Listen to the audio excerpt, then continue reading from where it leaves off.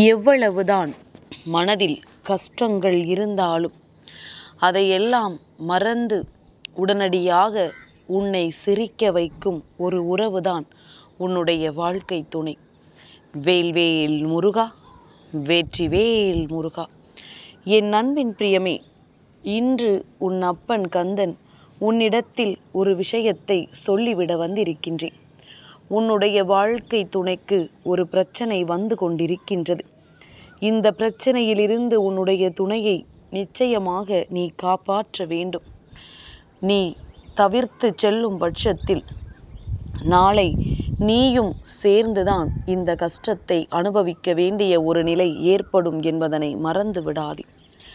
என் பிரியமே, ஒவ்வொரு நாளும் இந்த வாழ்க்கையில் உனக்கென இருக்கின்ற ஒவ்வொரு கஷ்டங்களையும் நீ என்னவென்று மறந்து நிற்கிறாய்.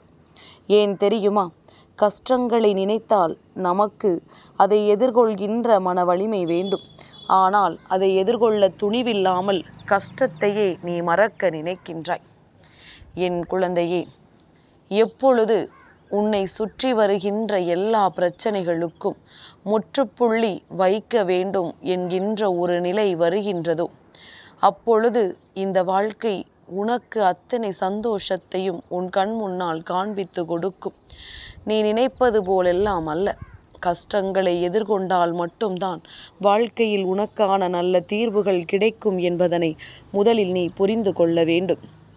உன்னை சுற்றி என்ன நடக்கிறது, ஏது நடக்கிறது என்று சொல்லி எப்பொழுதும் மனதில் கலங்கிய கண்ணீரோடு நின்று கொண்டிருக்கின்ற என் பிள்ளை, தன்னுடைய துணைக்கு ஒரு கஷ்டம் என்றால் பார்த்து கொண்டு விட்டு விடுவாயா என்ன? என் பிள்ளையே, வெளியில் ஆயிரம் கஷ்டங்கள் இருக்கும். வாழ்க்கை துணை என்றதுமே என் குழந்தை ஆண் பிள்ளைக்கா பெண் பிள்ளைக்கா என்று சந்தேகிக்காதே. உன் அப்பன் நான் இப்பொழுது உனக்கு கொண்டு வந்திருக்கின்ற செய்தி ஆண் குழந்தைக்கும் பெண் குழந்தைக்கும் பொதுவானது. இன்று எல்லோருமே வெளியில் சென்று வேலை பார்க்கிறார்கள். எல்லோருமே குடும்ப சுமையை சேர்த்துதான் சுமக்கிறார்கள். அப்படி இருக்கும் பொழுது இந்த கந்தன் சொல்கின்ற விஷயம் எல்லோருக்குமே பொதுவானது என்பதனை முதலில் நீ புரிந்து கொள். என் பிரியமே, உன்னை சுற்றி வருகின்ற எல்லா விஷயங்களுமே இத்தனை காலமும் உனக்கு ஏதாவது ஒரு வகையில் மன கஷ்டத்தை கொடுத்திருந்தாலும் ஏதோ ஒரு பாடத்தையும் கற்றுக் கொடுத்து கொண்டேதான் வந்திருக்கிறது. நீ நினைப்பாய், நல்ல வேளை இந்த பிரச்சனை வந்தது, இல்லை என்றால் இப்படி ஒரு விஷயம் இருப்பதே நமக்கு கடைசி வரையிலும் தெரியாமலேயே போயிருக்குமே என்று என் பிள்ளை நினைத்து நீ வருத்தப்படுவாய் அல்லவா? என் தங்கமே, இத்தனை சூழ்நிலைகளையும் மறந்து உனக்கு என்ன கிடைக்கப் போகிறது என்பதனை தெரிந்து இப்பொழுது அப்பன் சொல்கின்ற வார்த்தைகளை தெளிவாக கேள். வெளியில் சென்று வருகின்றவர்களுக்கு என்னென்ன பிரச்சனைகள் இருக்கும் என்று நம்மால் உணர முடியாது. அவர்கள் சொன்னால் மட்டும்தான் அந்த கஷ்டத்தை நம்மால் தெரிந்து கொள்ள முடியும். அதை அவர்களோடு பகிர்ந்து கொண்டு அதற்கான தீர்வையும் அவர்களுக்கு கொடுக்க முடியும். அப்படி இருக்கும் பொழுது உன்னை இத்தனை நாளும் ஆட்டி படைத்து கொண்டிருக்கின்ற இந்த பிரச்சனைகள் எப்படியெல்லாம் உனக்கான கஷ்டத்தை கொடுத்திருக்கிறது என்பதனை நினைத்து நீ வருத்தப்படுகிறாய் அல்லவா? இப்பொழுது உன் துணைக்கே ஒரு கஷ்டம் எனும் பொழுது அதை நிச்சயமாக என்னவென்று என் குழந்தை உடனடியாக கவனிக்கத்தானே வேண்டும். அதை என்னவென்று உடனே என் பிள்ளை நீ கவனித்து அதற்கான தீர்வினையும் பெறத்தான் வேண்டும். ஒரு கஷ்டத்தில் இவர்கள் சிக்கி இருக்கிறார்கள் என்று தெரிந்துவிட்ட பிறகு நாம் அப்படியே இருந்துவிட முடியாது.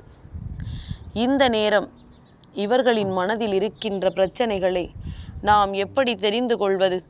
என் பிள்ளையே, சில நாட்களாகவே அவர்களினுடைய நடவடிக்கைகள் சற்று வித்தியாசமாக இருக்கின்றது. எதிலும் ஒரு பதற்றம், எதற்கெடுத்தாலும் கோபம், என்ன கேட்டாலும் எரிந்து விழுவது போல நடந்து கொள்கின்றார்கள். உனக்கே இவர்கள் ஏன் இப்படி இருக்கிறார்கள் என்று நினைக்கிறாய் அல்லவா? ஆனால் அவர்களுக்கு இருக்கின்ற பிரச்சனையை உன்னிடத்தில் அவர்கள் பகிர்ந்து கொள்ளாமல் தனக்குள்ளேயே மூடி மறைத்து அதை எப்படி சமாளிக்க முடியும் என்று தெரியாமல் தவிக்கிறார்கள்.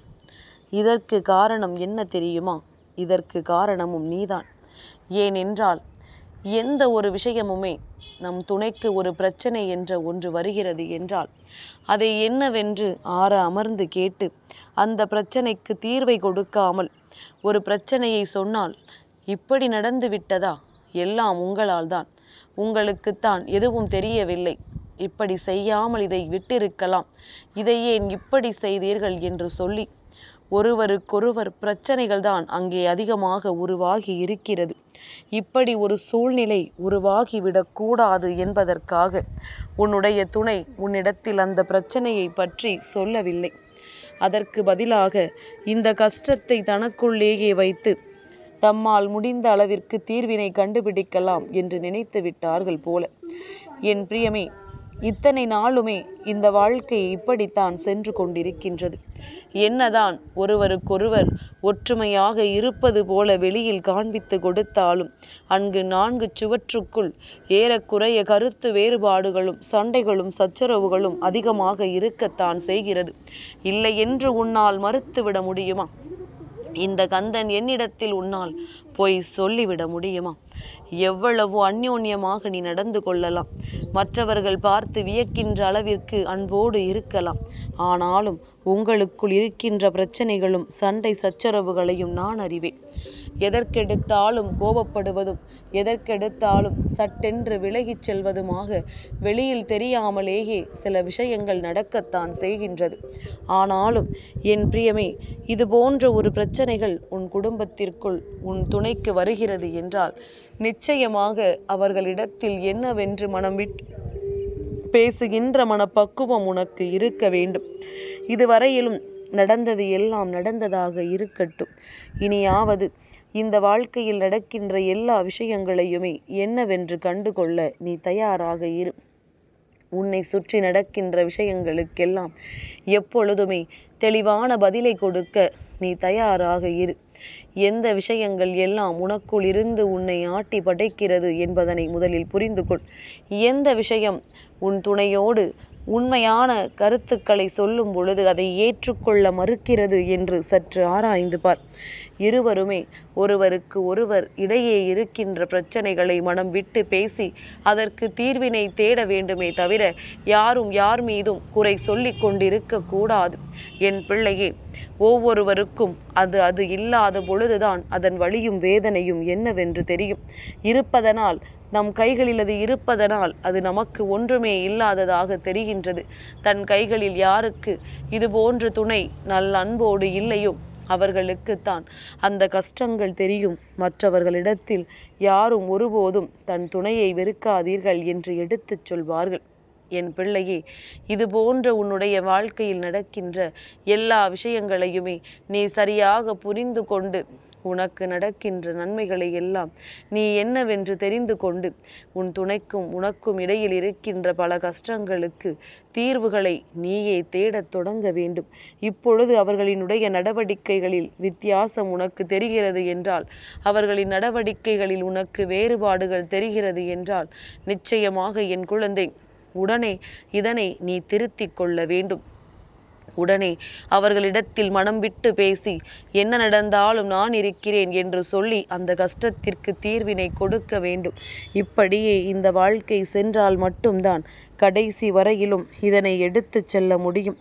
இல்லை என்றால் எங்கு எப்படி இந்த வாழ்க்கை முடியும் என்று ஒருபோதும் கணித்துவிட முடியாது. இதுநாள் வரையிலும் உனக்கு கிடைத்தது ஒரு பொக்கிஷமான வாழ்க்கை. இனிமேலும் அதை பொக்கிஷமாக பார்த்து கொள்ள வேண்டியது உன் கைகளில் இருக்கின்றது. கந்தன் உன்னிடத்தில் என்ன சொல்ல வந்தார் என்பது நிச்சயமாக உனக்கு புரிந்திருக்கும் என்று நான் நம்புகின்றேன். உன் துணையின் மனதில் ஒரு வேதனை இருக்கின்றது. அதை என்னவென்று கேட்டு தீர்த்துவை. இல்லை என்றால் அவர்களுக்கு மிகப்பெரிய பிரச்சனைகள் வந்துவிடும் என்றுதான் அப்பன் சொல்கின்றேன். தெரிந்து விட்டாயானால் நிச்சயமாக இதிலிருந்து உன்னுடைய வாழ்க்கையை நீ மீட்டெடுத்து விடுவாய். எந்நாளும் ஒற்றுமையாக இருந்து எந்த விதத்திலும் நீ பெரியவன் நான் பெரியவன் என்கின்ற சண்டை இல்லாமல் நல்லபடியான வாழ்க்கையை வாழ். எந்நாளும் இந்த அப்பன் முருகன் உன்னை ஆசீர்வதிப்பான் என்பதில் எந்த ஒரு மாற்று கருத்தும் கிடையாது. நான் இருந்து உனக்கு என்ன கொடுக்கிறேன் என்பதிலும் உனக்கு எந்த வகையிலும் சந்தேகம் வேண்டாம். வேல்வேல் முருகா, வெற்றிவேல் முருகா.